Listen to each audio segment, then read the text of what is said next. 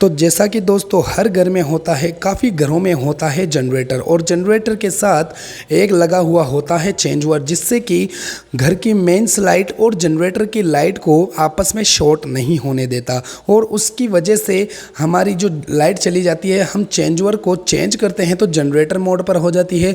Change over को वापस से चेंज करने के बाद हमारे जो घर की लाइट है उस पर हो जाती है। तो इसके लिए इस चेंज ओवर को लगाने से हमारे को ज़्यादा मेहनत करनी पड़ती है और ज़्यादा दिक्कतों का सामना करना पड़ता है। तो इसी दिक्कत का सामना हम ख़त्म करने वाले हैं, यानी कि हम एक चेंज ओवर बना रहे हैं जो कि काफ़ी शानदार जुगाड़ तो नहीं कह सकते, काफ़ी शानदार चीज़ है और ये मार्केट में भी मिलती है और आप इसे बना भी सकते हैं बहुत ही सस्ता। मतलब मैंने खुद अपने घर में बना के रखा है। जैसे ही जनरेटर ऑन होता है वैसे ही ऑटोमेटिकली मेंस लाइट ख़त्म हो जाती है। इस तरह से हम आपको कंप्लीट बताने वाले हैं। तो चलिए वीडियो स्टार्ट करते हैं दोस्तों। सबसे पहले आप रिले को समझिए। रिले यहाँ पर 3 पॉइंट्स होते हैं रिले के ऊपर। तो ये होता है कॉमन, यानी कि ये कॉमन होता है, और ये NO यहाँ पर NC होता है। NC का मतलब होता है कि जब रिले ऑन नहीं होती है उस समय पर ये दोनों सर्किट हो जाते हैं, शॉर्ट सर्किट हो जाते हैं। और NO का मतलब होता है जब हम रिले को इलेक्ट्रिसिटी देंगे तब ये दोनों शॉर्ट सर्किट हो जाएंगे, ये वाला और NO वाला। NO का मतलब रिले ऑन होने के बाद शॉर्ट सर्किट होता है, और NC का मतलब होता है रिले ऑफ हो जाती है उस समय ये दोनों शॉर्ट हो जाते हैं। तो रिले को समझना बहुत ज़रूरी होता है इस कंडीशन में, जिस कंडीशन में मैं आपको इस वीडियो में बताऊँगा। तो मैंने यहाँ पर लिख रखा है NC 220 वोल्ट, ये है इनपुट हमारे घर की लाइन, और यहाँ पर लिखा हुआ है NO 220 वोल्ट, ये है यहाँ पर जनरेटर। इन दोनों की लाइटों को कॉम्बिनेशन करना है और इन दोनों की लाइटों को शॉर्ट सर्किट होने से भी बचाना है। तो वो चीज़ हम कैसे कर सकते हैं, वीडियो को देखते रहें। और यहाँ पर है DC 24 वोल्टेज। अब इसका क्या काम है ये भी आप देखिएगा। यहाँ पर मैंने 2 रिले तैयार करके रखा है। यहाँ पर आप देख सकते हो न्यूट्रल फेज़। ये पूरी रिले न्यूट्रल को कंट्रोल करेगी और ये पूरी रिले फेज़ को कंट्रोल करेगी। आप कलर से भी अंदाज़ा लगा सकते हैं। और यहाँ पर ये जो पीला वाला है ये लोड का होगा, और यहाँ पर ये 2 है ये रिले को ऑन करने वाले हैं, यानी कि 24 वोल्टेज है। यहाँ पर 24 वोल्ट एंटर होगा और यहाँ से जनरेटर का और मेन लाइट का कनेक्शन होगा, और यहाँ पर लोड का कनेक्शन होगा जो कि आप सामने ट्यूबलाइट देख रहे हो। इसके कनेक्शन किस तरह से करें, यहाँ पर मैं आपको पहले NONC बता देता हूँ। यहाँ पर आप देख सकते हैं ये साइड NC वाली है, NC जो कि मैंने शुरू में बताया था, और ये साइड NO वाली है जो कि मैंने शुरू में बताया था। और ये वाली वायर जो कॉमन बताया था वो लोड के अंदर डालना है। NONC हर रिले के अंदर आती है। आपको यहाँ पर लिखा हुआ भी मिल जाएगा, ये डायग्राम भी है, और यहाँ पर भी लिखा हुआ मिल जाएगा NONC आखिर किस तरह से क्या है। ये है फेज़ वाली रिले, मैं इसे यहाँ पर रख दूँगा। ये है, पहले मैं फेज़ वाले वायर को लगा देता हूँ। ये साइड आपको मैंने बताया था NO, यहाँ पर आप लिखा हुआ देख सकते हैं NO। तो मैं NO साइड को इसके अंदर डाल देता हूँ। मैंने एक वायर NO वाला डाल दिया है, फेज़ वाला। अब न्यूट्रल का NO डालना है। यहाँ पर ये न्यूट्रल है, इसका भी NO साइड डालना है। तो NO साइड आप इस साइड से डाल सकते हैं। इस रिले का NO फेज़, इस रिले का न्यूट्रल NO इसमें डाल दिया है, और इसका NC मैं इसमें डालूँगा। NC यहाँ पर आप देख सकते हो लिखा हुआ NC पोजीशन वाला, इस साइड में डाल दूँगा, और इसका भी NC पोजीशन इस साइड में डाल दूँगा। यानी कि न्यूट्रल और फेज़ NC होने चाहिए, न्यूट्रल और फेज़ NO होने चाहिए। मतलब दोनों रिले के अलग अलग कनेक्शन होने चाहिए, N और NC अलग अलग।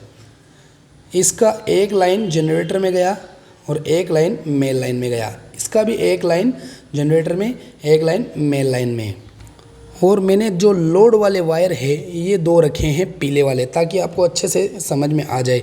ये कॉमन है, रिले के अंदर आमतौर पर लिखा हुआ होता है कॉमन। तो यहाँ इसकी जो न्यूट्रल और फेज़ इसके अंदर हम लगा देंगे। न्यूट्रल है, ये फेज़ है और ये न्यूट्रल है, यानी कि आप लाल वाला फेज़ है ये दोनों, और आगे जा रहा है ये फेज़, और यहाँ पर ये है न्यूट्रल जो कि काले वाले वायर हैं।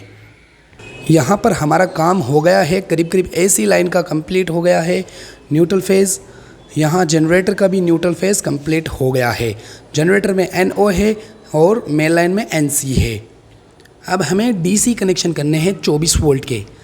ये है रिले ऑपरेटिंग, जिसे कि आप न्यूट्रल और नेगेटिव पॉजिटिव के हिसाब से माना जाता है। इसका एक रिले का एक वायर इस साइड में, पहली रिले का न्यूट्रल यानी कि माइनस इस साइड में, माइनस प्लस का आप कैसे भी लगा सकते हो वैसे। और एक और रिले है, इस रिले का भी माइनस इस साइड में, और रिले का एक और वायर बचा है वो इस साइड में। इन दोनों के प्लस माइनस को शॉर्ट कर दीजिए, मतलब यहाँ पर ये हो गया माइनस, यहाँ पर ये हो गया प्लस। इसका प्लस और इसका प्लस एक जगह कर दीजिए, इसका माइनस एक जगह कर दीजिए। और अब हमें क्या करना होगा, दोनों में से कोई भी लीड लगा लीजिए, ताकि आपका ट्रांसफार्मर या SMPS अगर जल जाए तो आप बड़ी आसानी से इसे अलग करके नया ट्रांसफार्मर या SMPS लगा सकते हैं। अब आप रिले को ऑपरेट करने के लिए ट्रांसफार्मर भी लगा सकते हैं और SMPS भी लगा सकते हैं, और मेरा मानना ये है कि आप SMPS पर ज़्यादा ध्यान धरें, क्योंकि ये ख़राब नहीं होता। ट्रांसफार्मर किसी कारणवश से जल भी सकता है, लेकिन ये ख़राब नहीं होता। दूसरी बात, इसके अंदर डायोड्स वगैरह लगाने पड़ते हैं, फालतू की चीज़ें, कैपेसिटर वगैरह सब कुछ लगाना पड़ता है, लेकिन ये ऑलरेडी इसके अंदर सारी चीज़ें तैयार मिलती है, जो कि काफ़ी ज़बरदस्त चीज़ है। यहाँ पर आउटपुट मिलेगा 24 वोल्ट और यहाँ पर इनपुट 220 वोल्ट, और कम वोल्टेज में भी ये काम करेगा।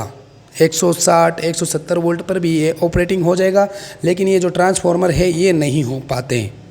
यहाँ पर DC सिस्टम भी मैंने कनेक्शन कर लिया है, जैसा कि आप देख सकते हैं। अब हमारा जो कनेक्शन है ये बिल्कुल फाइनल हो चुका है। अब हम इसकी जो है फाइनली टेस्टिंग करेंगे, और यहाँ पर पहले कनेक्शन कर देता हूँ मेन लाइट का और जनरेटर का।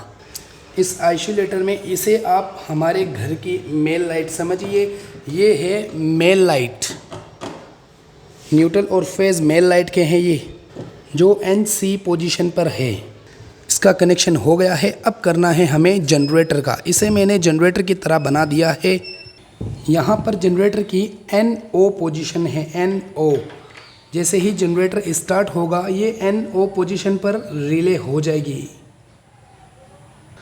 कनेक्शन हमने कर लिया है बिल्कुल फाइनल।